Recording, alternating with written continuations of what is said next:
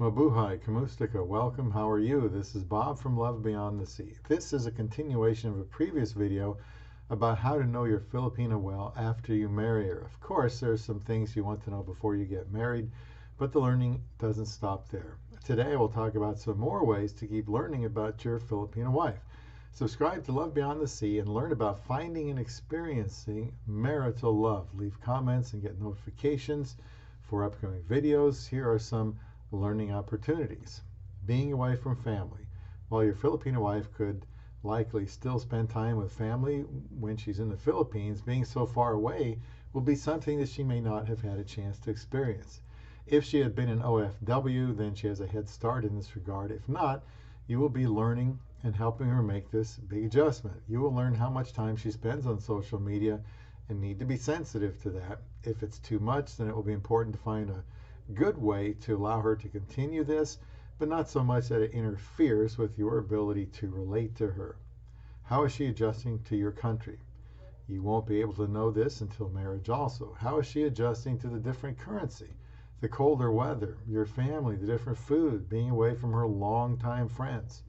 The language, anything new to her will be something she could use her help with adjusting to. How will she handle making and having more money than ever before?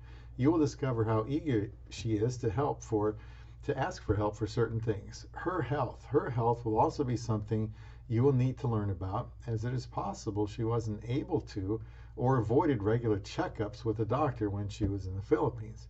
She might have some issues but not know it.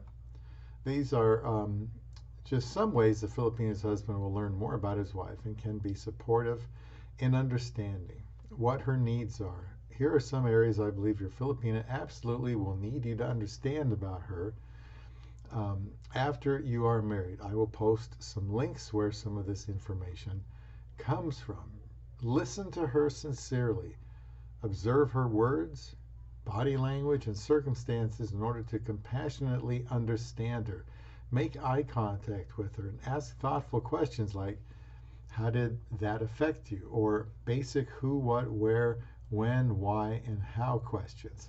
Study her. What pressure is she under? What does she need to feel loved? What are her passions, her skills, her gifts and abilities? What energizes her? What things does she despise? What does she need to feel safe? Is there someone in her life who is bothering her? She needs to know that she is loved. You will need to learn how she needs you to express it to her, as we talked about earlier in that other video. Understanding and forgiveness. Forgiveness is a necessity to remaining married to someone, and she will certainly need that. Real conversation. Having left everything to be with a foreign husband, she will need him to be available to talk to her about more than just the bills, taking care of the children, chores to get done. A Filipina might tend to be quiet, so it helps if the foreigner that she married asks her regularly how she's feeling, if he can do anything for her, if her needs are getting met, etc. She'll need quality time. My wife is able to keep busy without me, but there are times she needs me to just be with her, just to eat with her, to rest in bed together. She doesn't always need to be talking to me. The Filipino will have to decide what quality time for her means. What it means to me is simply just being with my wife. It can also mean sharing the moment at a movie or watching something on TV. It can mean having a serious talk about something too. She needs to hear yes more than no. Not yes always, but she shouldn't be afraid or lacking confidence that she can ask you for something or to do something. You can know before marrying her that she will want to hear yes more often than she hears no. Better listening skills. You can already know that your Filipina will need you to learn how to be a good listener. You know how it is. As guys, we tend to think that being a good listener means quickly grasping what the problem is that she is having and then giving a salient solution. But this really isn't about comprehension or a solution. It is about letting her say what's on her mind, what's bothering her, and being able to remain silent.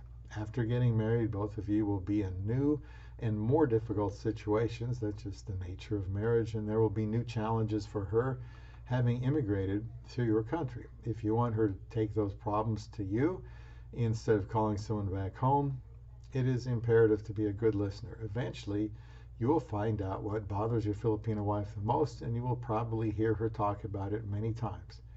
But saying something like, "You've told me 1,000 times, what else do you want me to do?" would be a big mistake. She is aware how often she has brought something up, and each time she needs her husband to merely hear her out. What I do when my wife has been troubled by something multiple times is hold her hand or hands, rub her back or shoulders, just lay with her in bed, just be near and show affirmation by nodding my head. Gently holding her hands shows affirmation too. So affection and kindness, no big surprise here. She needs more than to know that she is in what you consider a better country, in a better situation. The marriage is just the beginning of her journey, not the end. So she needs affection and kindness. As far as shared household and child rearing responsibilities, even if she tells you, like my wife does, that she's in charge of things inside the house and I'm in charge of things outside the house, she will need occasional help inside the house. Filipinos are hard workers, but they get tired too. She will need a day off now and then, just a day to do nothing at all if that's what she thinks she needs. At one time, my wife worked 12-hour shifts, 3 days one week and then 4 days the next week. She takes care of the cooking here, keeps a nice house, all the shopping and even some stuff outside. So I am fine with her wrapping herself in bed with her phone for a day. Now I'll try to go quickly here. 6 ways to keep learning about your spouse, your Filipino wife, as in my case. And according to one of the links I'll put in the description box, have regular happiness checkups. You should have conversations every 6 months or so about how you are feeling in all areas of your lives, and if there's anything that would make you happier, says the author. Focusing on the positive in your dreams is a great way to stay close and grow together. Now, I especially like the comment about focusing on your dreams being a great way to stay close and grow together. I've always felt that when I take part in doing things for my wife's family, that this brings us closer together. And my wife appreciates what I do. When I show interest in the Philippines as a country or the city she is from, or make plans for a possible future there, she is more excited than usual. Try new things together. After I delete this. Whether it's a new restaurant, new hobby, new vacation destination, or even new grocery store, break up the monotony of the familiar by leaving your comfort zone as a couple. The author said, being a little uncomfortable or in different situations is a great way to get to know each other better and see new sides that may come out. Personally, I don't feel the need to try different things or see different places, and my wife is probably similar to that. Nevertheless, I can see this being a good idea, as is taking regular walks together. Not only is it great exercise, but walks are a bonding experience, according to the article.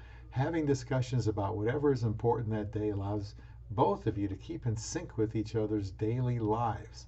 Sometimes it can trigger old memories, or at least let you both know what is relevant in the moment to each other, away from the distraction of TV, computers, phones, household chores, or children that need attention. Hang out with each other's oldest friends. Friends that have known us through different phases of our lives always bring out a different side of us, says the author, and often you will see your spouse acting a little different with their old friends. It can be very exciting to see the young, carefree side of your spouse that this friend triggers. Just let your friends know if there are any off-the-table topics, such as intimate stories about exes. Now, I really like this idea. Unfortunately, my older friends had all married by the time I did, which often means you don't exist anymore. And the last friend I had, has been married a long time, too busy with work and family. I did introduce Isa to him one day at lunch, but that may be the only time the 3 of us were together. I've always enjoyed seeing my wife interact with her friends in the Philippines, many of them from elementary school. They also mentioned take classes together. Even if you're busy, you can usually find time to do a one-day workshop about something that intrigues you both. This will surely evoke new conversations and help you grow together. Sounds good to me. Ask each other's families for stories. That's another good suggestion I wish that I had thought of. And they say getting together and hearing stories from childhood will always bring you new insights into your partner and usually be entertaining. We also all have unmet needs from childhood, whether it was the puppy we never got or the praise or attention we never received.